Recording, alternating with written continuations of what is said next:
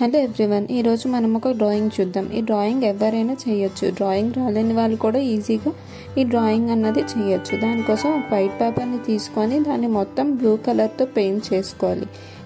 Light blue అయినా పర్వాలేదు, లేకపోతే డార్క్ బ్లూతో అయినా కొంచెం మిక్స్ చేసి పెయింట్ చేసుకోవచ్చు. లేకపోతే సన్ ఎఫెక్ట్ కింద కూడా డ్రా చేసుకోవచ్చు. ఎల్లో అండ్ ఆరెంజ్ కలర్ని యూజ్ చేసి సన్ ఎఫెక్ట్ కింద డ్రా చేసుకోవచ్చు. ఆ పేపర్ మీద మళ్ళీ నేను ఒక హౌస్ గీసుకుంటున్నాను. దానికి మార్కర్ని యూజ్ చేసి ఒక అవుట్లైన్ ఇస్తున్నాను. ఆ హౌస్ ఎలా ఉండాలని చెప్పి ఆ అవుట్లైన్ ఇచ్చిన తర్వాత మనం దాన్ని బ్లాక్ కలర్ పెయింట్ యూజ్ చేసి దాన్ని అవుట్లైన్ లోపల ఫిల్ చేసేద్దాం.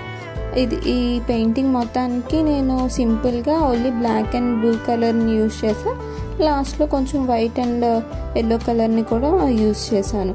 ఇది చాలా ఈజీగా అయిపోతుంది అండ్ బిగినర్స్ కూడా ఈజీగా చేసుకోవచ్చు.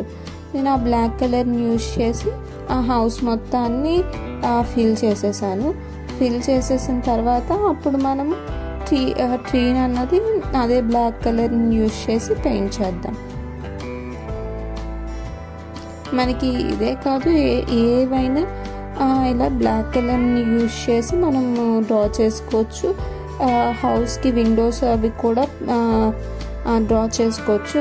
చిన్న స్పేస్, ఒక రెక్టాంగిల్ స్పేస్ అన్నది వదిలేసి దానికి మధ్యలో చిన్న లైన్స్ గీసుకుంటే అవి విండోస్ లాగా అయిపోతాయి. ఆ తర్వాత ట్రీని కూడా అంతే. ట్రీ డ్రా చేయడం కూడా ఈజీయే. బ్రష్ని కొంచెం క్రాస్గా పెట్టి లైన్ గీసేస్తే ట్రీ బ్రాంచెస్ అన్నవి రెడీ అయిపోతాయి.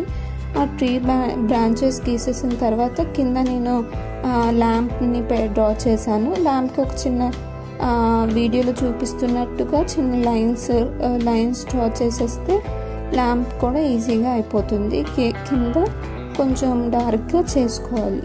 ల్యాంప్ని గీసేసిన తర్వాత నేను లైటింగ్స్ అన్నవి డ్రా చేస్తున్నాను. దానికి ఒక క్రాస్గా ఒక లైన్ గీసుకున్నాను. ఆ లైన్ గీసుకున్న తర్వాత వైట్ కలర్ని అలా 2 లైన్స్ గీసుకున్న తర్వాత వైట్ కలర్ పెయింట్ యూజ్ చేసి చిన్నగా డాట్స్ పెట్టుకుంటున్నాను.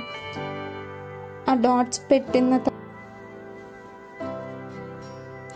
ఇప్పుడు ఆ బ్లాక్ కలర్ లైన్స్ని డ్రా చేసేసిన తర్వాత వైట్ కలర్ని యూజ్ చేసి చిన్నగా డాట్స్ పెట్టుకుందాము.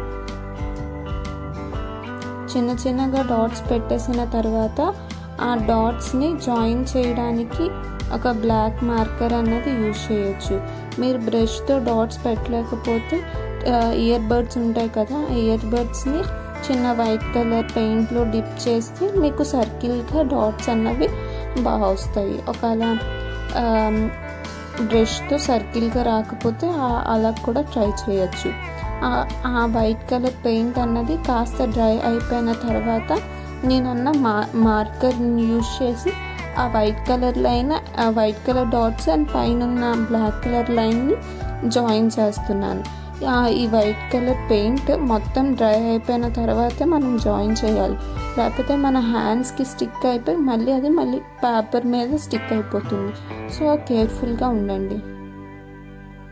అలా జాయిన్ చేసేసిన తర్వాత అప్పుడు మనం ఎల్లో కలర్ని తీసుకొని దాన్ని మళ్ళీ ఫిల్ చేద్దాం. అంతే, మన పెయింటింగ్ అన్నది రెడీ అయిపోయింది. ఎలా ఉందో కామెంట్ సెక్షన్లో చెప్పండి. Thank you.